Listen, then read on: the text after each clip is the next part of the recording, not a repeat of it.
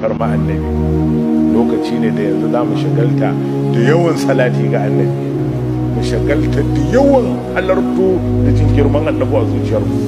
Lokaci ne da dare yayi mu tashi mai sallah, mu dau carbi mai ta salati ga annabi, mai ta salati ga shugaba alayhi salatu wassalam. Nan lamari yake, a nan lamarin Allah yake. Farma annabi.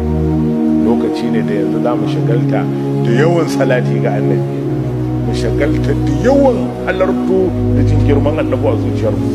Lokaci ne da dare yayi mu tashi mai sallah, mu dau carbi mai ta salati ga annabi, mai ta salati ga shugaba alayhi salatu wassalam.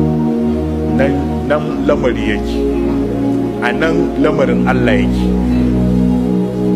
Saboda haka Allah ya taimake mu, Allah ya mana ludufi, Allah ya sa mu gama da duniya lafiya, Allah sa kada santsi na bala'in shi dan ya ɗebi kafafuwan barka sayyidina rasulullahi. Allah ya kara masa tsira da aminci, Allah ya kara masa tsira da aminci. Mu karanta Fatiha hadiya a gare shi.